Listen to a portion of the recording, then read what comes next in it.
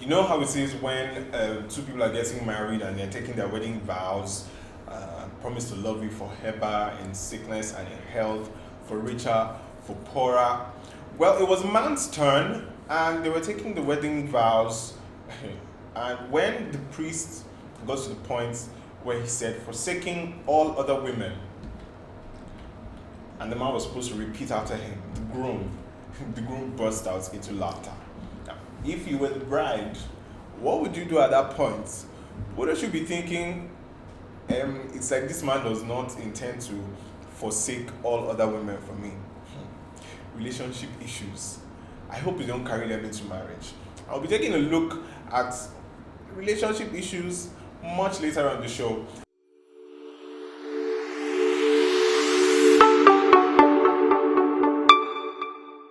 You're welcome to Unplug. Thank you so much for joining another episode brought to you by every NG. It's always a pleasure to be here bringing you all the updates and news, politics, entertainment, sports, and every single thing, every service to you here on Unplug. My name is Victor, and without further ado, let's dive right into it.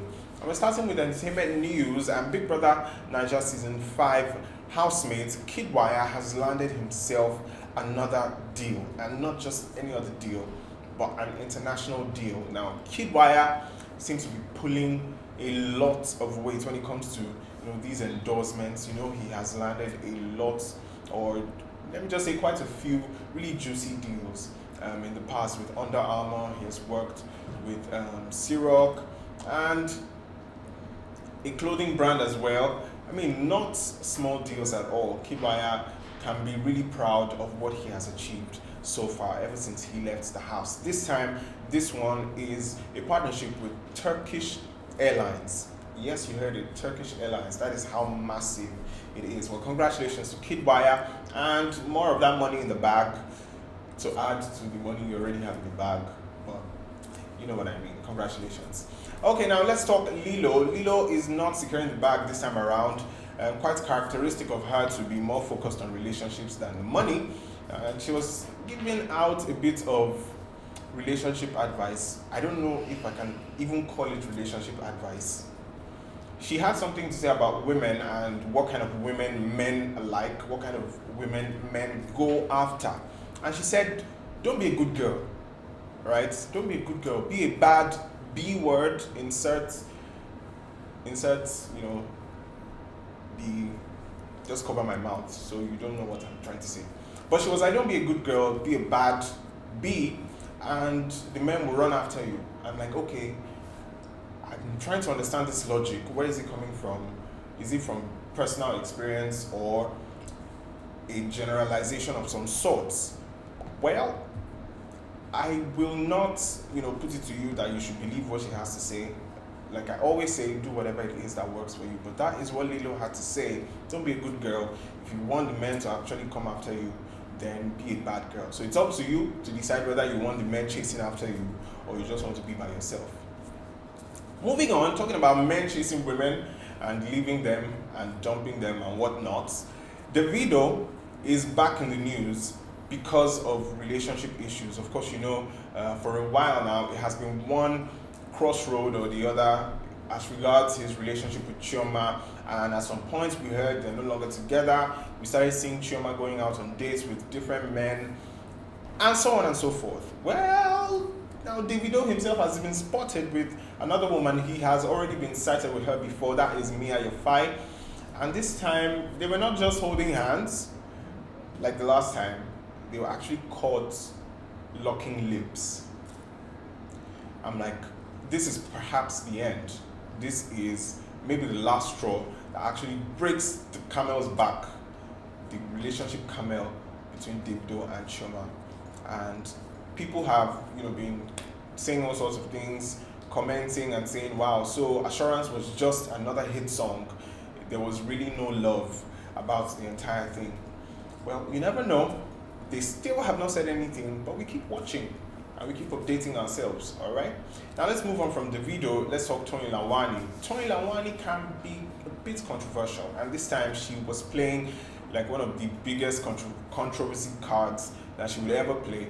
She was dressed in this very raunchy, outfit, and a lot of people bashed her for it, but she had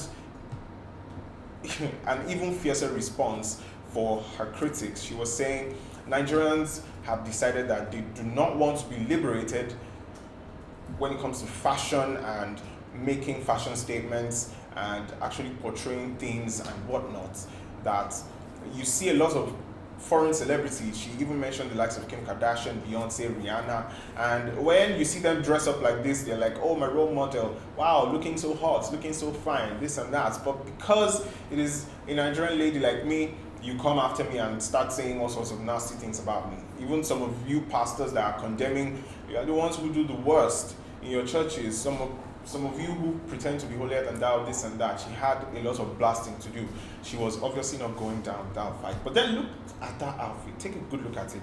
What do you think about it? Do you think it's actually as raunchy as people are making it out to be? Or do you think it's just fashion and it can be excused? Just let me know what you think in the comments, all right? Now, there was this report of a supposed Yahoo boy who threw a party and so many people attended the party. But the very next day, these people started dying, and it has become so serious that over 30 deaths have been reported. 30 deaths from one particular source. Now, people were saying, oh wow, they're not surprised.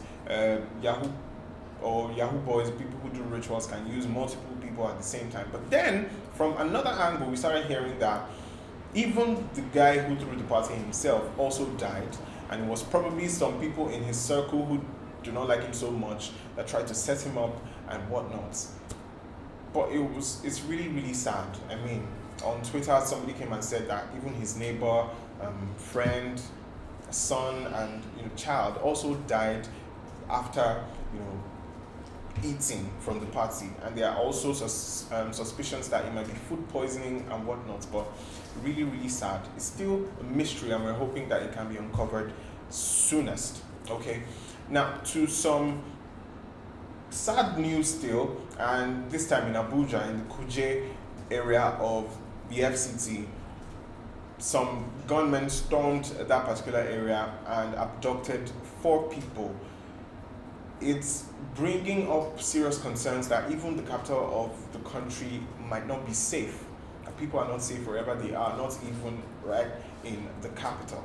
So we're hoping that something can be done about this. Law enforcement can step in and these people can be rescued as soon as possible.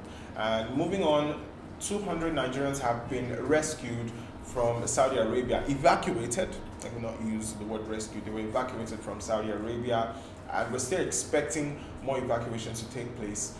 These Nigerians, for one reason or the other, were stranded, and thankfully the government was able to step in, intervene, and bring them back home safe and sound. So we're hoping that more of the Nigerians found in that particular situation in Saudi Arabia can be brought back home safe and sound. Okay.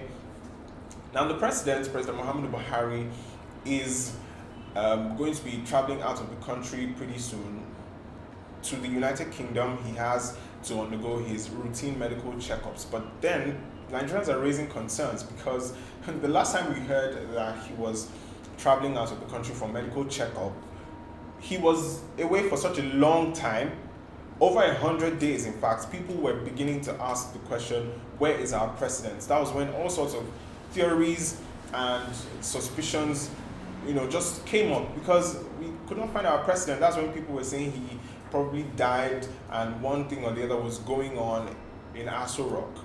Well, this time we're expecting that he'll be away for 2 weeks, and hopefully 2 weeks is 2 weeks and the president can be back soon enough. But we hope that whatever he's traveling for will be a huge success. Okay, now let's move away from the national stories now, back to entertainment, where KC and E-Money, the 2 big celebrity brothers, are embroiled in a legal battle. They were sued by a Catholic composer, a Catholic music composer, Jude Nam, and he sued them because, according to him, a composition that he made in the year 2001 was included in Casey's latest album, that is Cultural Praise Volume 1, without authorization.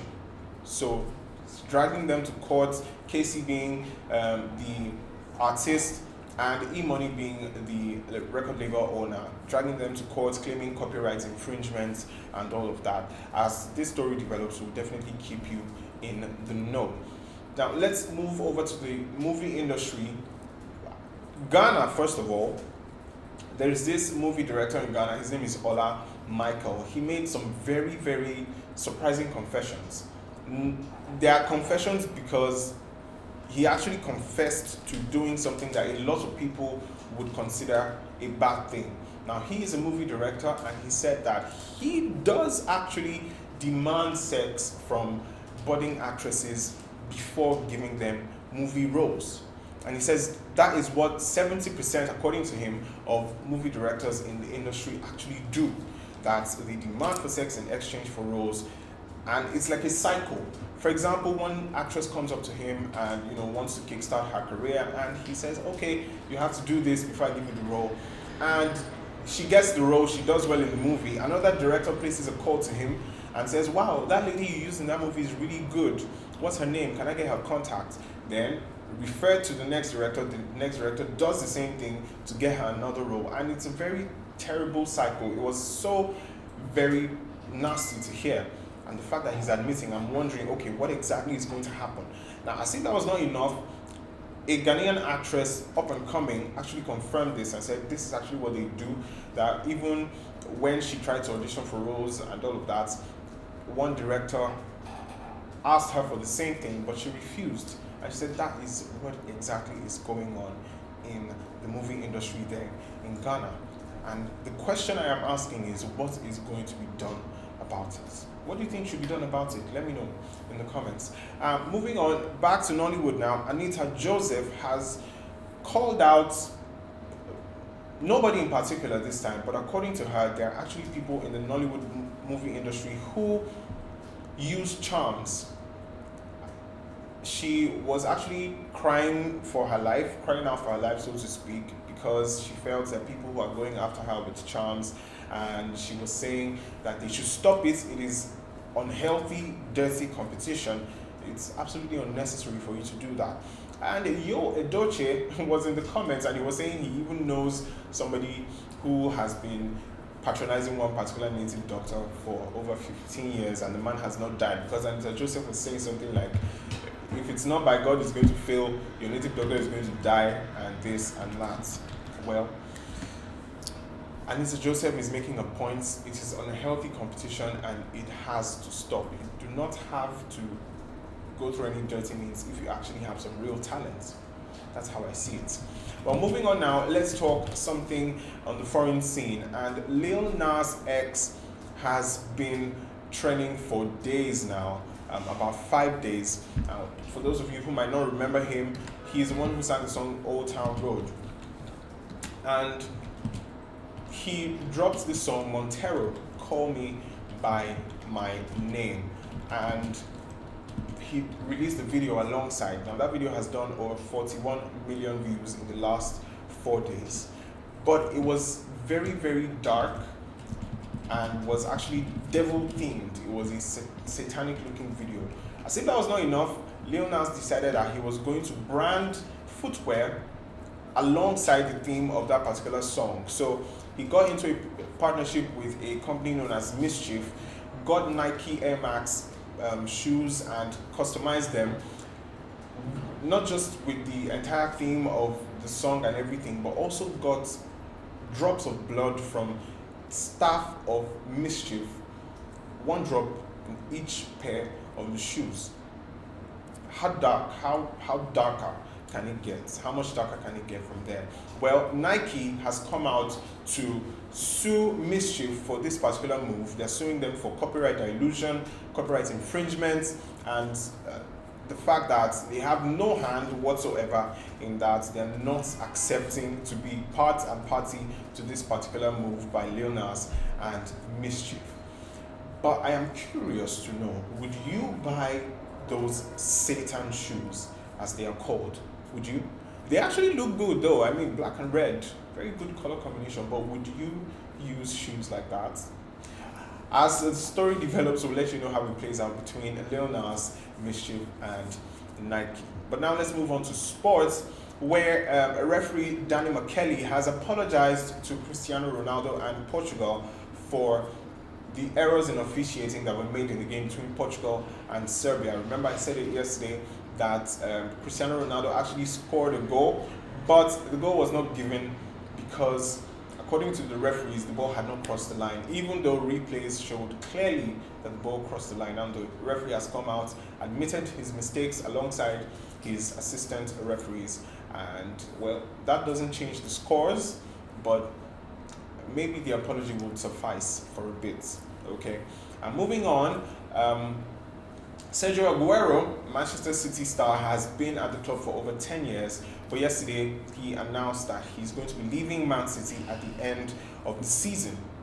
So, come the end of the 2020-21 season, Sergio Aguero will no longer be a Manchester City player. And he penned this heartfelt note that he posted on his social media, and that is it. This is the end of the love story between Aguero and Manchester City. Moving on now, Wilfred Ndidi, our very own Nigerian superstar, has been ranked number 13 the first trimester of the year 2021 by the CIES Football Observatory. Now, he's the best player in his team at the moment and also 13th best player in the world on current form based on a particular index rating and methodology that the CIES Football Observatory uses. So that is actually very encouraging to see the Nigerian superstar doing very well for himself in England and also in Europe. So there you have it. That is all we have on Unplug for today. Thank you so much for being a part of the show. As always, we'll be here again tomorrow, so do not miss it. My name is Victor. This is Every NG, and until next time, goodbye.